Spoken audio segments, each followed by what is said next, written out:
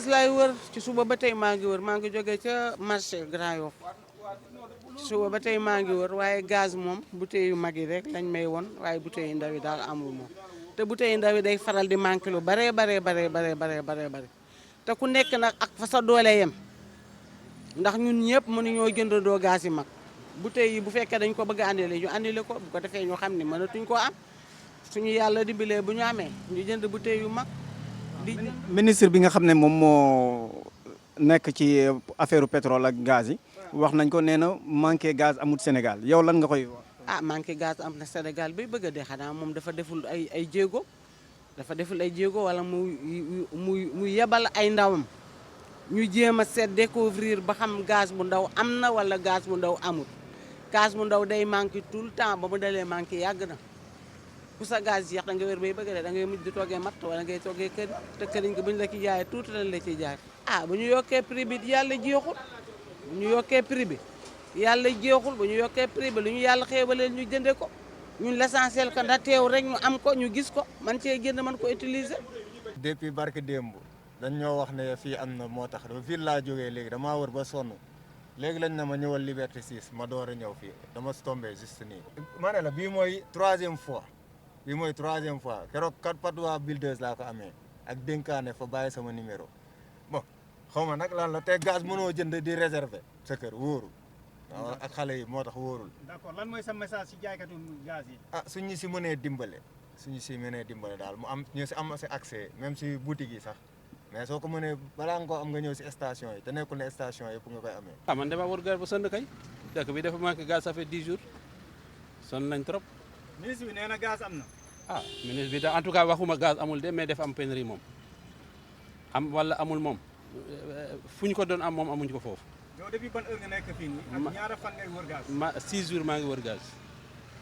waaw 6 jours maa ngi wër gaz. d'accord lan moo war a nekk sa message à l'endroit de ñu koy distribuer. à l'endroit kay nañu góorgóorlu rek na ministre bi góorgóorlu et puis état bi nañu góorgóorlu bàyyi li affaire yi yëfu théâtre yi du nekk bu gaz amul manqué wul gaz kay dafa manqué. surtout weeru koor bi ki ngay gis mu ngi wër gaz di dëgg guddi ak bëccëg. man de ça fait 2 semaines yoo xamante ne sama gaz 12 kilos bu cuisinière bi mu jeexee mais boobu ba léegi maa ngi wër gaz aw ma ko sama koñ moom dafa amul dara tey nag ñëw naa fi rambay bëgg a dee alhamdulilah mujjee naa am. waaw moo tax nga ñëw ci station bi. mais gis nañu ministre bi génn na ministre bi nga xam ne moom moo géré affaire bi nee na pénurie gaz amul Sénégal. loolu de bu ko waxee xëy na moom moo ko yëgul mais ñun de moom yëg nañ ko bu baax a baax foo dem sax borom boutique yi ci boppam ñoo lay ne li ngay wër ak actuellement doom bu góor la c'est tellement que ñàkk na si dëkk bi. ban message nga leen di lancer. nañu jàppale nit ñi ci gaz bi parce que instant bi weeru koor bi wax dëgg yàlla moom mënuñoo togg suñuy ndogu sans gaz c'est très difficile nañ si jàppale rek man alhamdulilah am naa mais leer na ma ne am na ñoo xamante ne amaguñu nañ leen si jàppale rek. te yow sa avantage mooy sa oto nga yor di wër. waaw sama oto laa yor di wër wax dëgg yàlla am na ñoo xamante ne nag amuñu loolu nañ ñu jàppale rek te yàlla tax. ok dinaa ci wax li nga xam ne moom la maîtrise ak li ma xam parce que je pense que. information yi daal ñu ngi koy joxe de tort à travers te bari na contradiction man je peux te dire que je suis à ma 23e année dans le butane bon am na ci lu ma xam as tuut nit nag mënul xam lépp mais le butane en tant que tel am na au niveau des usines am na gaz baa ngi fa mais problème bi maintenant livraison bi pour mu ñëw au niveau des dépôts yi jël ko jox ko population bi foofu la problème bi nekk. lan moo indi problème boobu Total mooy société bi nga xamante ni moom lañ gën a xam ci 12 kilos Total gaz léegi am na yeneen ñoo xamante ne ni aussi ñu ngi def 12 kilos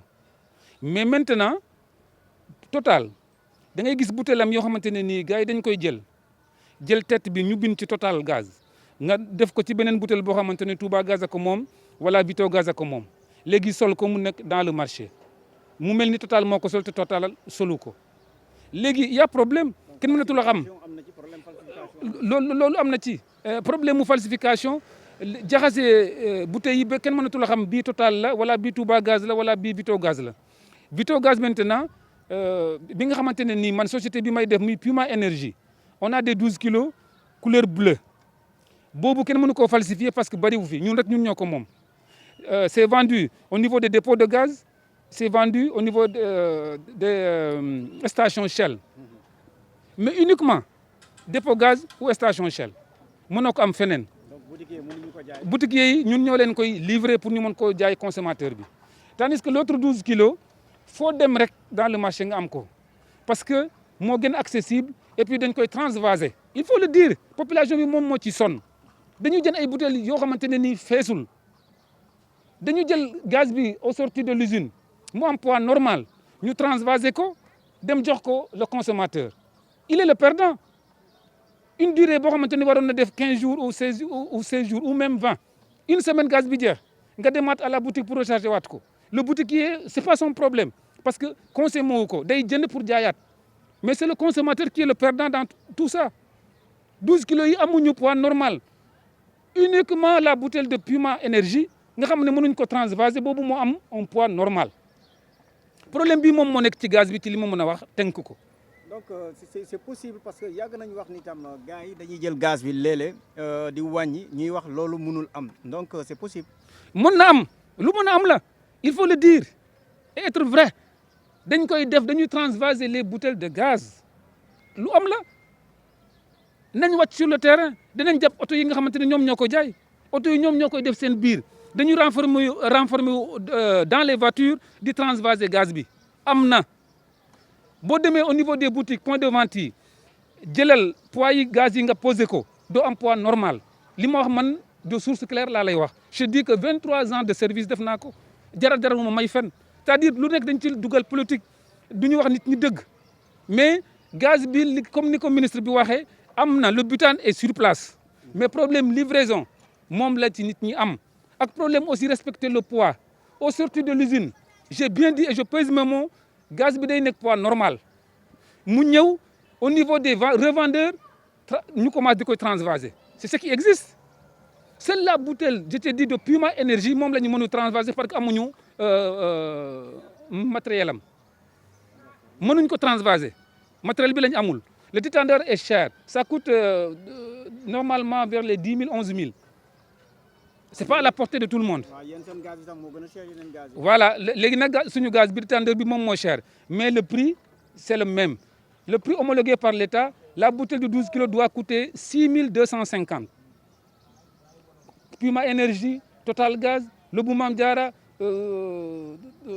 n'importe quelle société le prix doit être à 6 250. Mais le problème qu'on a réellement mu nekk problème mooy transvaser bi. moom la population bi am man nag je me considère comme un consommateur loolu moo tax ma leen di wax lii parce que je trouve que c'est anormal du yoon. donc à part 12 kilos yeneen kii boobu mun nañ leen am mais gaz bu ndaw bi tam gis nañ tam amul. waaw bon mooy la 3 kilos ou la 2,7 kilos mu ngi am c'est que période Ramadan ñu koy soxla dañuy bëri loolu moom mooy indi tamit boobu xaw a nekk en rupture mais am na. 12 kilos rek moo nekk rupture totale te 12 kilos aussi c'est la 12 kilos qu'on dit que 12 kilos total parce que du total rek moo koy sol mais dañuy wax toujours la 12 kilos totale boobu moo nekk en rupture la 6 kilos am na la 3 kilos am na la 9 kilos am na ñun ci notre société Puma Énergie 12 kilos bi am na bi nga jógee suma dépôt war nañ la ko woon foo dem ci dépôt yi nga xamante ni def Puma Énergie di nga gis ne 12 kilos Puma bi am na li tax nag consommateurs yi mënuñ ko jël mooy problème mu détendeur bu cher mu ëpp sécurité aussi fuuf mais détendeur bi moom mooy cher lii moom laa ci mënoon a wax ngeen baal ma aussi c'est-à-dire bu ma waxee nii nag c'est man dama ne je suis un consommateur parce que dama nekk un responsable d'un dépôt comme gérant mais tamit je suis un père de famille bu ma gisee loo xamante ne nii vraiment day neewal doole père de famille loo xamante tricherie la sàcc la war naa ko mën a dénoncer wax ko ba ñëpp xam ko. waaw tase naa ak ñi nga xam ne ñoom ñu ne plus de 2 semaines ñu ngi wër gaz bi amuñu. waaw la 12 kilos depuis presque ëpp na 2 semaines ah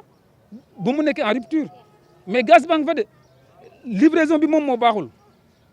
mais franchement ëpp na 2 semaines pour dire vrai waaw. mais yaakaaroon itam émeute itam ñoo bouleversé. bon am na ñu avancé loolu parce que émeute bi au niveau de plusieurs stations sàcc nañ ay 12 kilos yóbbu ko am na ñoo xamante ne nii lu ñu doon liggéey amatuñ ko